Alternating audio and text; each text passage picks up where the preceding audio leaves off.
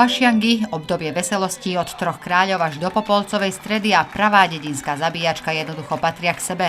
Takú ozajstnú, aj keď na dvore Mestského rodinného domu si vyskúšali aj členovia folklórneho súboru Dunaj. A nebola to žiadna exkurzia, ale skutočne dlhý deň vysúkaných rukávov.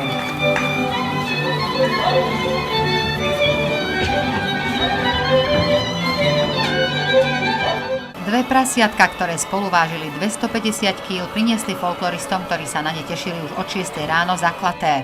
Avšak to bola jediná práca, od ktorej ich hlavný organizátor i jeden z pomocníkov Jozef Černek ušetril. 27 tanečníkov a hudobníkov dokázalo, že sa práce neboja. Dievčatá deň vopred nachystali všetky potrebné koreniny, načistili cibuľu i cesnak.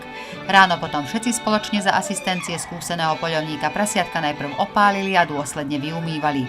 Medzi tým sa za domom rozhoreli ohne pod kotlami, prasiatka potom postupne rozobrali, rozdelili na jednotlivé časti. Dievčatá si dokonca mohli vyskúšať aj to, ako naše staré mamy vymývali a preškrabávali bravčové črevá, do ktorých sa potom plnili klobásky a jatiernice. Kým chlapi v garáži pripravovali kompletné menu večernej zakáľačkovej hostiny, dievčatá v kuchyni varili obed, čerstvú mäsovú polievku a pečené mäsko.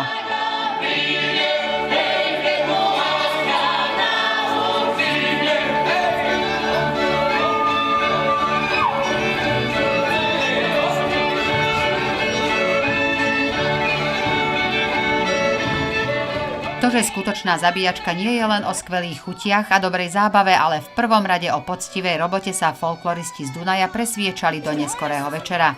Podaktori tieto práce poznali už z domu, mnohí z nich však atmosféru zakáľačky zažili poprvýkrát.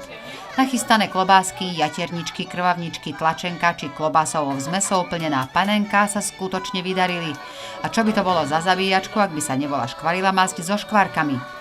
Na večernú degustáciu si pozvali aj na slovo vzatých odborníkov, vedúceho súboru Ľudovíta Galoviča, primátora Antona Mareka a riaditeľa Šulekovho gymnázia Ondreja Gajdáča.